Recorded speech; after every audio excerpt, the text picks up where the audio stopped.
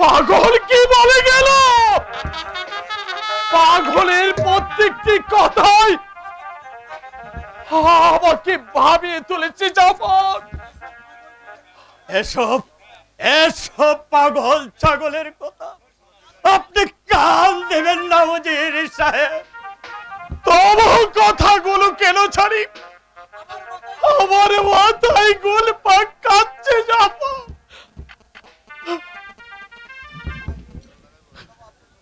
উজির সাহেব চাপনা চাপনা ভাই যাব ভাইজান। আমি তোমার মঙ্গল চাই ভাইজান।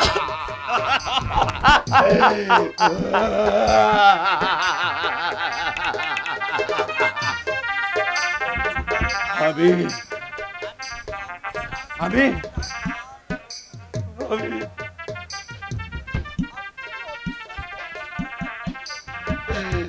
তোকে বিশ্বাস করছি না রে ভাই,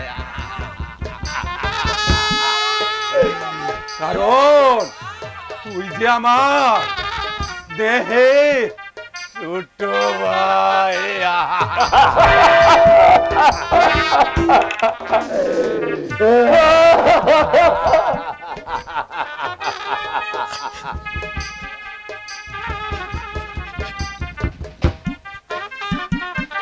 উজির সাহেব চাপনা, উজির সাহেব চাপনা চাপনা।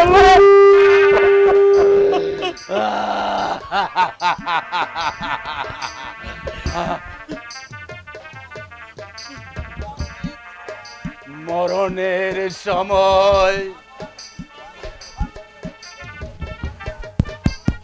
আমার ছোট ভাই ভাইকে আমি দেখে যেতে পারলাম না ভাইজান।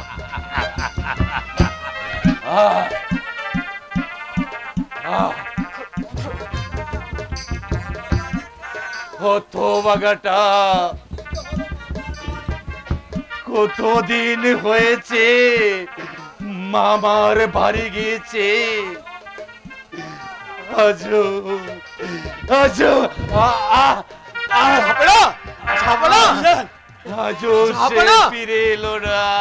ঝাপড়া হয়তো হয়তো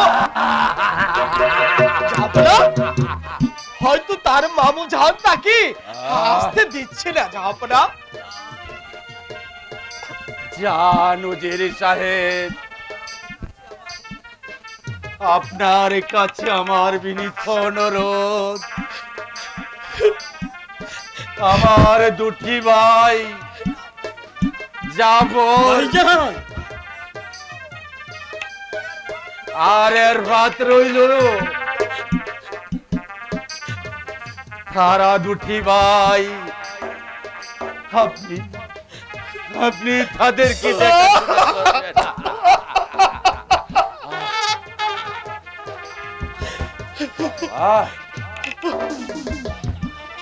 ভাই যাবো ভাইজান ভাই যাবো বলুন বলুন ভাইজান। আমি যাবার বেলা আমি একটা কথা বলে যাই ভাই। বলুন ভাইজান।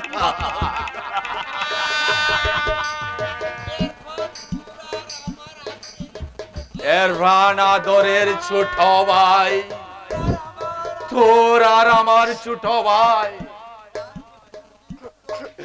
তার প্রতি কোনদিন কোনো বিচার করবে না।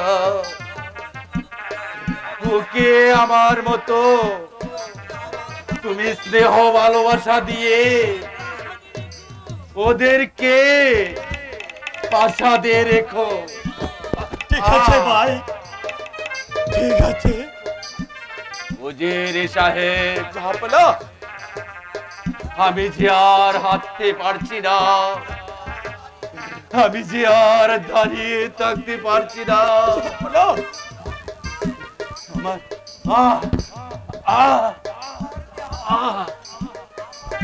আমার আমার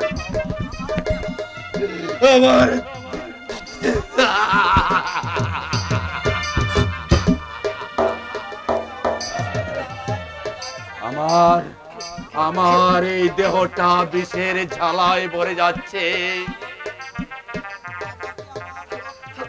আমাকে আমার কক্ষে নিয়ে চলো, আমি সেখানে শেষ নিঃশ্বাস ত্যাগ করতে চাই।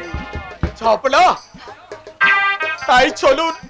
তবে তবে আপনি আমাকে যে দায়িত্ব দিয়েছেন, আমি আপনার দায়িত্ব রক্ষা করতে গিয়ে আমি শাহজাদা এফরানকে বাঁচানোর জন্য আমি আপনার কথাকে রক্ষা করতে গিয়ে আমার জান দিয়ে দেব, তবু আপনার কোনো মান যেতে দেব না, আমার যেতে দেব না, আমার যেতে দেব না, আমার যেতে দেব না।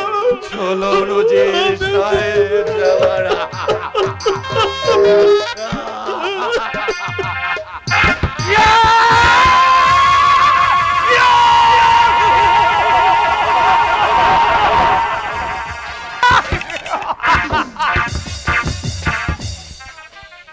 আমার স্বপ্ন তাহলে সফল হতে চলেছে।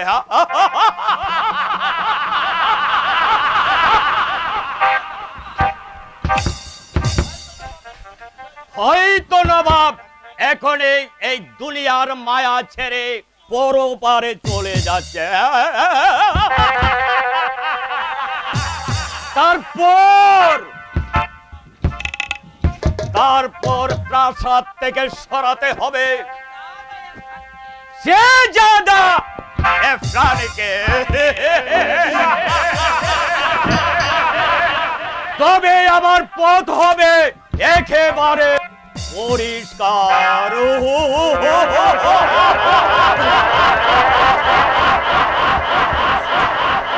জনাব, কাজ হাসিল জনাব।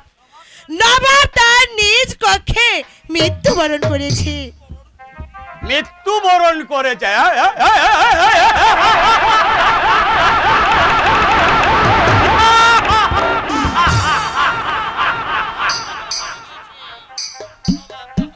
নবাব হামেশা তাহলে এই দুনিয়া থেকে সরে গেছে। জনাব, এসো আমার কাছে এসো। জনাব, তোমার কাজের বকশিশ নেবে না? তাই চলুন জনাব। হ্যাঁ চলো পান্না ভাই, তোমাকে তোমার কাজের বকশিশ দেব।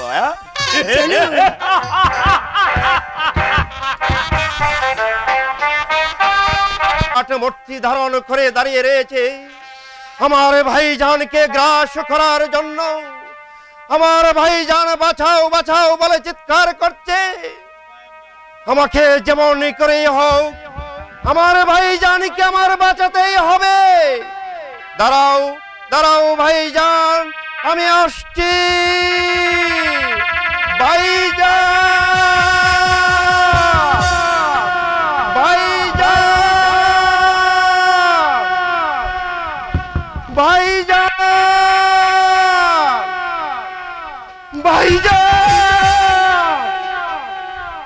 দেখি আমার ভাইজানকে তো আমি দেখতে পাচ্ছি না, কিন্তু আমার ভাইজান কোথায়? আমার ভাইজান কোথায় গেলে আমি আমার ভাইজানকে পাবো? না না না, আমি রাজ প্রাসাদে যাব, নিশ্চয় আমার ভাইজানের কোনো ক্ষতি হয়েছে।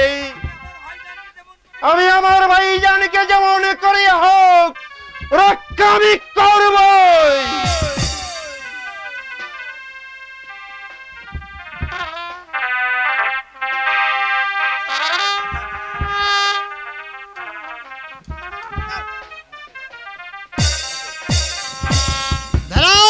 তোমাকে প্রাসাদে যাওয়া হবে না। শয়তান জাফর তোমার ভাইকে বিষ ফেলে হত্যা করেছে। তুমি পালিয়ে এখান থেকে পালিয়ে যাও, পালিয়ে যাও। দেখি কিসের ধ্বনি শোনা যাচ্ছে? কে যেন আমাকে আড়াল থেকে বলছে আমাকে পালিয়ে যেতে। শয়তান জাফর,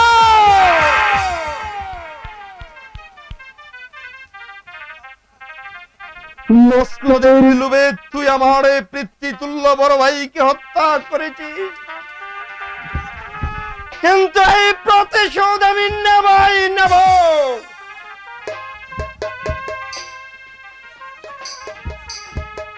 ওরে ওরে বেঈমান বিশ্বাসঘাতক জাফর, তুই আমার পিতৃতুল্য বড় ভাইকে হত্যা করে তুই যে পাপ করেছিস, আবার তুই মৃত্যুর জন্য প্রস্তুত হ। আমি উলসার বেগে ছুটে আসছি, তুই যেখানেই থাকিস না কেন আমি তোকে এই পৃথিবীর মুখ থেকে চিরবিদায় করে দেব। আমি আসছি জাফর।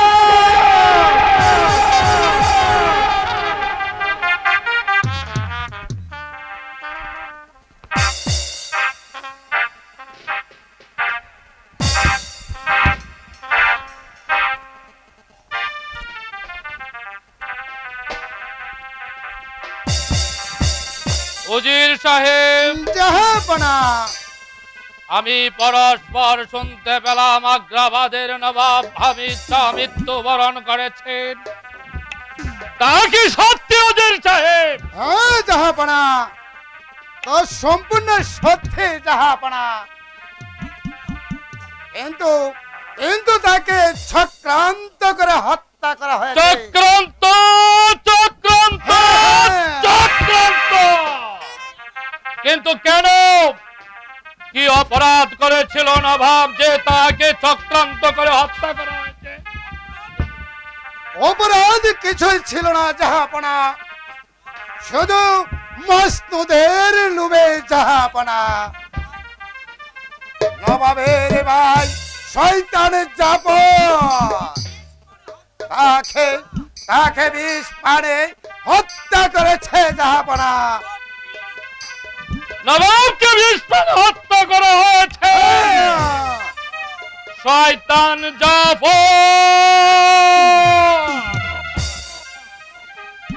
এত নীচ, এত জঘন্য এই সেই জাফর, তোকে যদি আমি হাতের মুঠোয় পাই তাহলে কেটে টুকরো টুকরো করে আমি শ্রীগাল কুকুর দিয়ে ভক্ষণ করব। জাহাপনা, আপনি যা বলেছেন সকলেই ঠিকই জাহাপনা। শোনো জাফর, শোনো জাফর, যেমন করেই হোক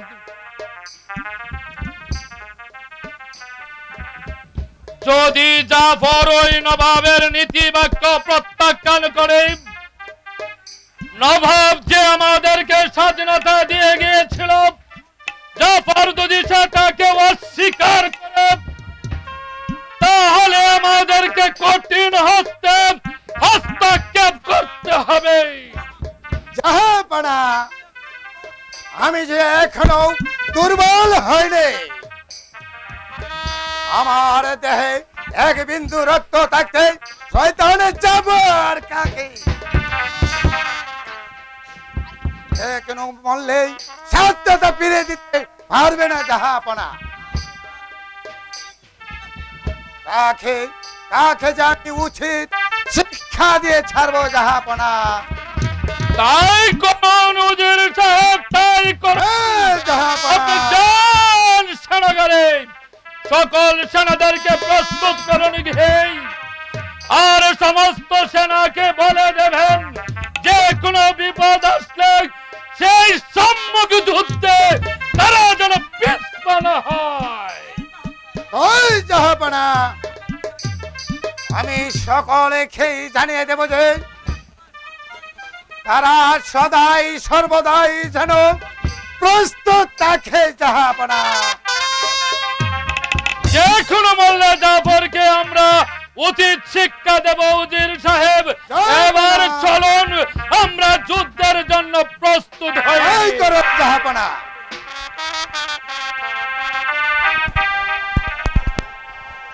ওই তো সেই আগ্রাবাদের মসনদ, এখানে বসে আমার ভাইজান রাজ্য পরিচালনা করতে। শয়তান জাফর আমার ভাইকে এই মসনদের রুমে হত্যা করেছে।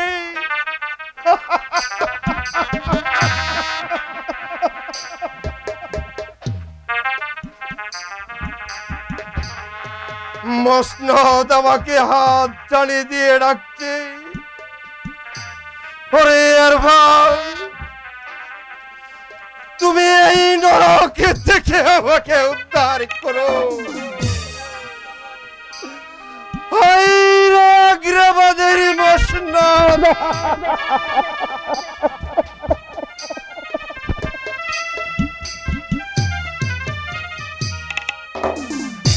তুমি তুমি আমাকে অভিশাপ দিও না মসনদ, তুমি আমাকে অভিশাপ দিও না।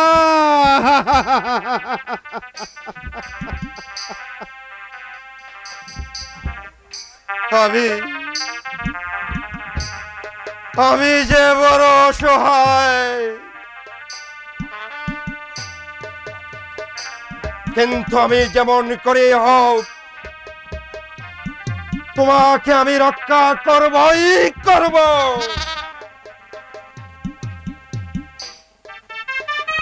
এই আমি তোমাকে শপথ করে বলছি, যতক্ষণ পর্যন্ত আমার দেহে বিন্দু রক্ত থাকবে ততক্ষণ পর্যন্ত শয়তান জাফরকে দেব না। এই মসনদে বসতে শয়তান জাফরকে এই মসনদ থেকে টেনে নামিয়ে তাকে আমি নিজ হাতে হত্যা করব।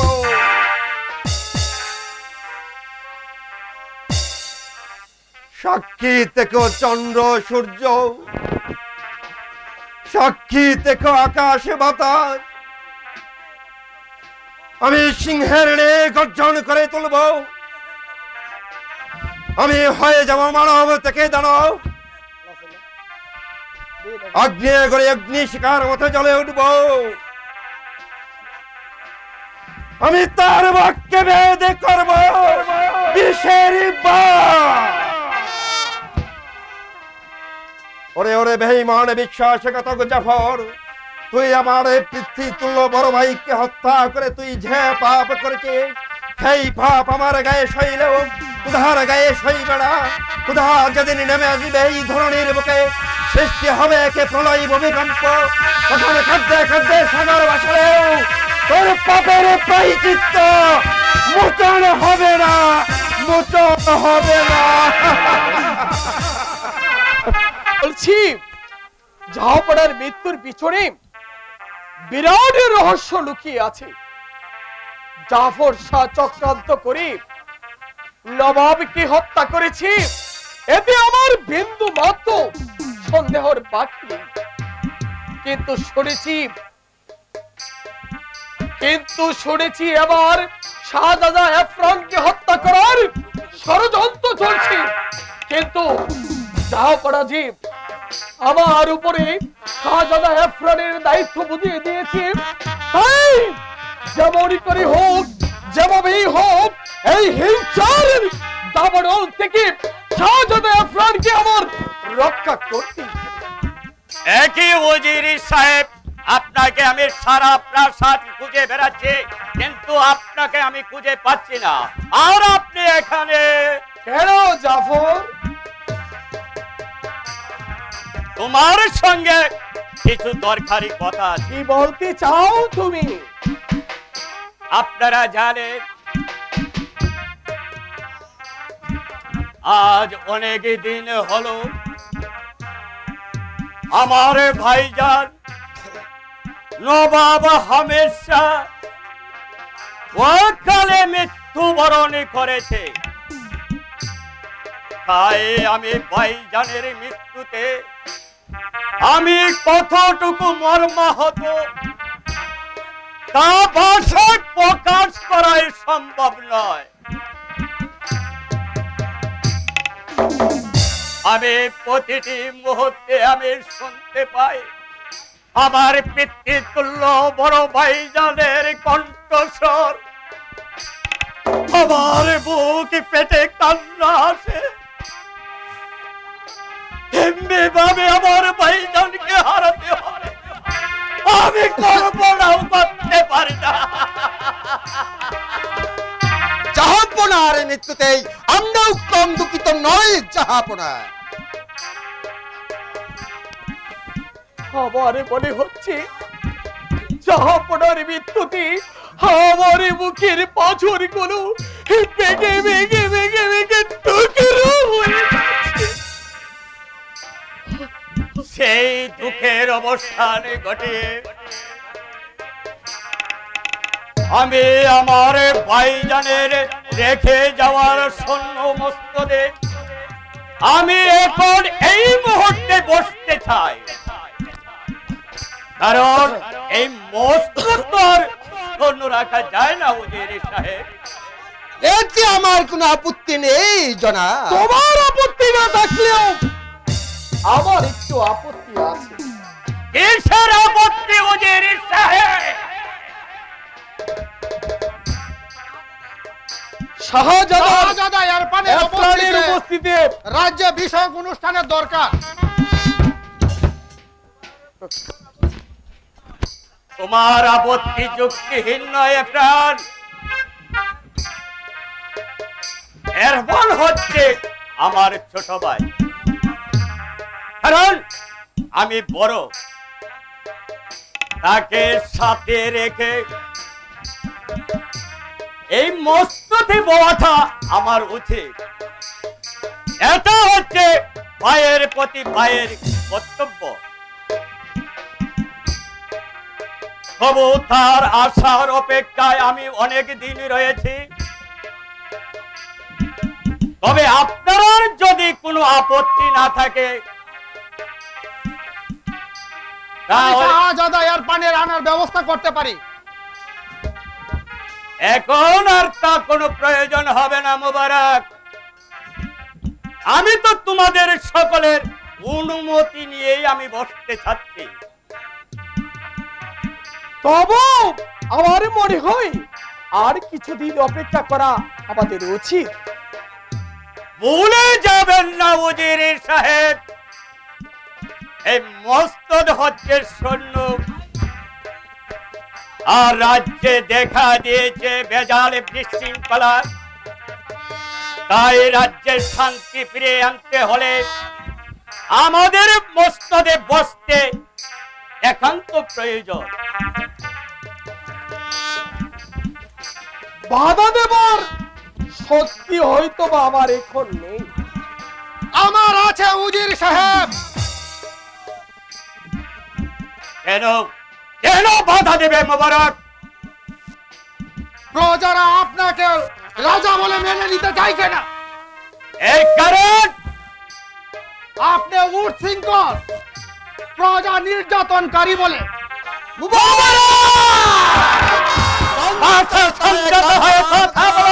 নাহলে এর পরিণাম কি হবে তা তুমি জানো।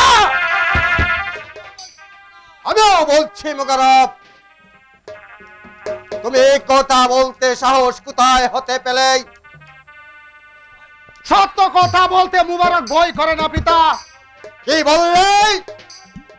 তুই আমার পুত্র, আর আমি তোর পিতা।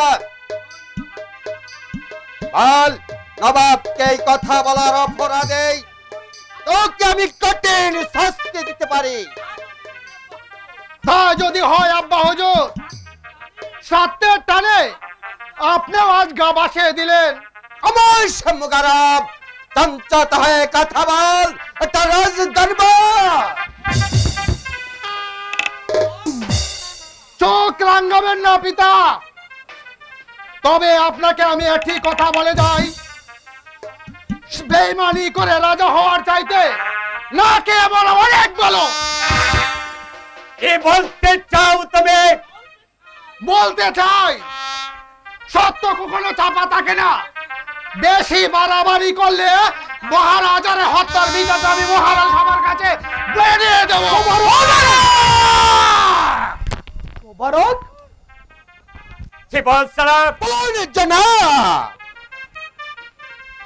মুবারক বেশি বাড়াবাড়ি করলে আমি তোমার পুত্র বলে করবো না। আমি তোমার পুত্রকে আমি কঠিন শাস্তি দেব। মুবারকের জন্য আপনার কোনো চিন্তা করতে হবে না জনাব। আমার অবাধ্য হলেই আমি পুত্র বলেও তাকে কোনোদিন ক্ষমা করব না। মোবারক কখনো অযৌক্তিক কোনো কথা বলে নেই আমার মনে হচ্ছে। তার কথাগুলোর মধ্যে অবশ্যই কারণ আছে, যুক্তি আছে। ওজির সাহেব, তাহলে আপনিও কি আমার বিপক্ষে কথা বলছেন? আমি বিপক্ষে কথা বলার শক্তি থাকতেও এই বৃদ্ধ বয়সী আমি কোনো দাঙ্গা হাঙ্গামা জড়াতে চাই না। আমি খুশি হলাম আপনার কথা শুনে। আর না করে আপনি মসনদে বসুন, আমি আপনার মাথায় এই শাহী রাজমুকুট পরিয়ে তাই করো।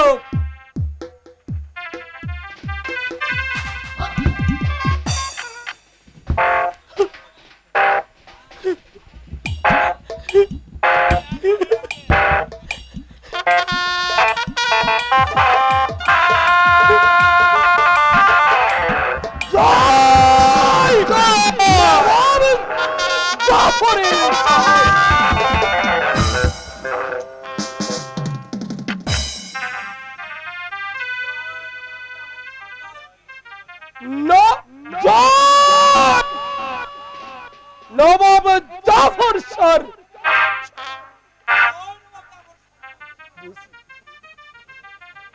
ওজির সাহেব, আপনি রাজ্যময় ঘোষণা করে দেন, আজ থেকে নবাব জাফর শাহ হলো এই আগ্রাবাদের নবাব। এখন থেকে জাফর শাহ এই রাজ্য পরিচালনা করবে। ঠিক আছে জনাব, আমি আগামীকালই সমস্ত সমাজ রাজ্যে আমি আপনার আদেশে জানিয়ে দেব।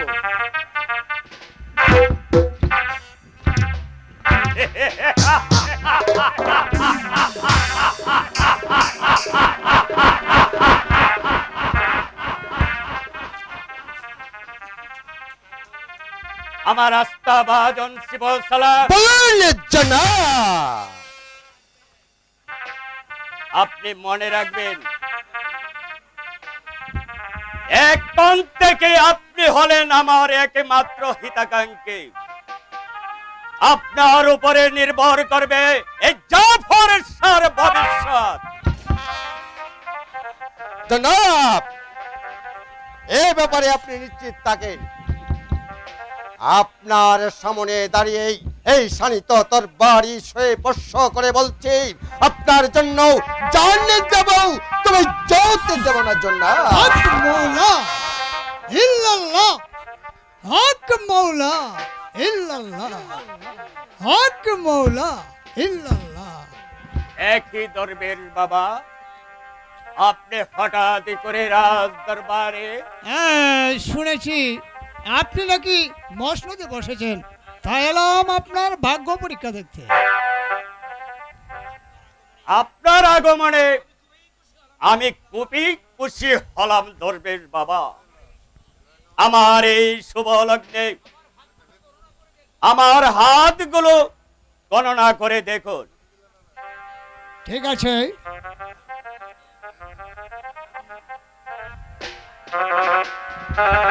দেখি তো আপনার দক্ষিণ হস্তটা।